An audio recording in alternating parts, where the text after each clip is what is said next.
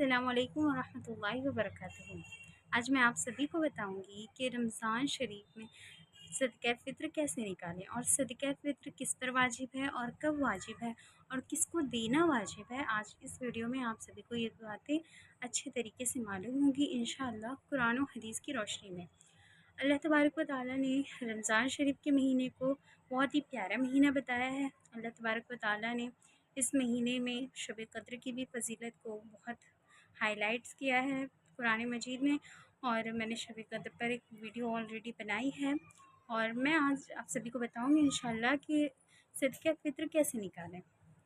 सदक़ा फ़ित्र वाजिब है उस शख्स पर जिस पर ज़कात वाजिब होती है, और सदक़ा फ़ित्र तब वाजिब होती है जब पाँच पाँच चीज़ें हैं जिनके बाद सदक़ा फ़ित्र वाजिब होती है, जिनमें पाँचवा हिस्सा सदक़ा फ़ित्र का है। जैसे कि वो सामान जो रखा हो घर में लेकिन यूज़ ना होता हो और बिला वजह रखा हो, ज़्यादा हो लेकिन यूज़ ना होता हो, इस्तेमाल में ना आता हो, तो उस शख्स पर जिसके घर में ये चीज़ें हैं वो यूज़ ना करता हो तो उस पर सदक़ा फ़ित्र वाजिब होती है।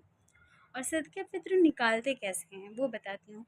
सदक़ा फ़ित्र निकालने का उलमा का अलग अलग राय है। कई उलमा कहते हैं कि 4 किलो खजूर का दाम या खजूर दें, और कई उलमा कहते हैं कि 2.5 किलो गंदुम, और उसका या तो उसका जितना भाव चल रहा है अभी किसी भी कंट्री में, आप किसी भी कंट्री से देख रहे हैं तो वहाँ आपकी कंट्री में जितना भाव चल रहा है 2.5 किलो गेहूँ का, उसके हिसाब से आप दें। और इंडिया में जितना चल रहा है इंडिया वाले अपने हिसाब से दें।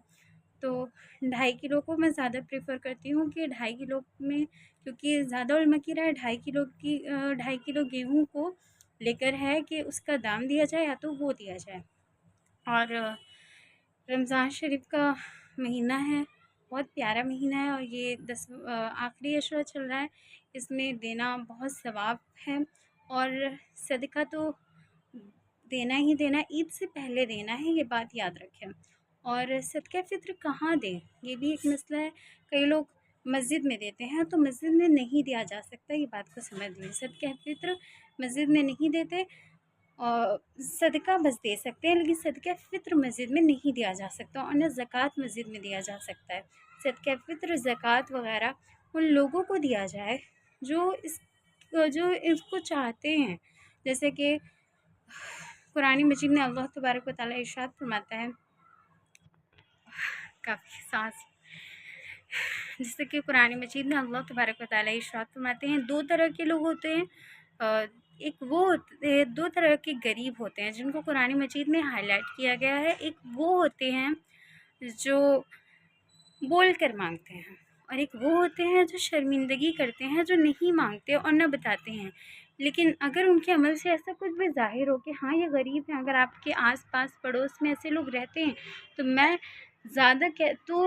क्या बल्कि इस्लाम कहता है कि आस-पास के लोगों को ज़्यादा दें और रिश्तेदारों में जो लोग हैं उनको ज़्यादा दें। इससे डबल सवाब मिलता है, इससे रिश्तेदारी जोड़ने का भी सवाब मिलता है और इससे रिश्तेदार को देने का भी सवाब मिलता है। ये हदीस शरीफ से साबित है। और जो बोल कर मांगते हैं उनको भी देना चाहिए। तो और कोई मसला हो आप लोगों को इसके रिलेटेड, सदका फ़ित्र कैसे निकालें, या फिर मैंने तो सब बता दिया आप लोगों को, लेकिन अगर कोई और डाउट हो तो आप सभी प्लीज़ कमेंट्स कीजिए। और हाँ, सदका फ़ित्र कब तक निकालें?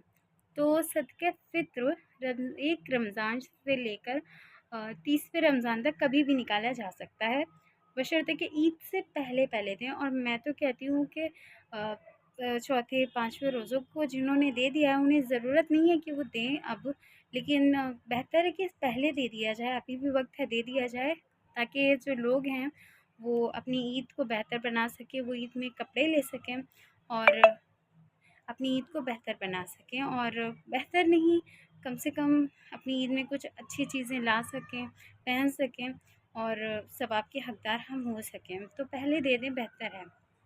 और सदका फ़ित्र किस किस पर वाजिब है, कौन कौन सदका फ़ित्र देता है? तो सदका फ़ित्र सबका अलग अलग पर्टिकुलर होता है, सब पर अपना अपना सदका फ़ित्र वाजिब है।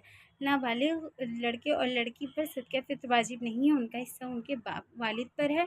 लेकिन अगर बालिग हैं तो उन्हें वो खुद देंगे, उन पर सदका फ़ित्र वाजिब है। अगर वो इस्तिताअत रखते हों तो बीवी अपना देगी, बच्चे अपने अपने देंगे अगर बालिग हैं तो, और शौहर अपना देगा। और सदका फ़ित्र सब पर खुद का वाजिब है, और अगर नाबालिग हो तो बेशक शौहर देगा। और अगर कोई और डाउट हो तो प्लीज़ पूछें कमेंट्स करके। अस्सलाम वालेकुम वरहमतुल्लाहि वबरकातुहू।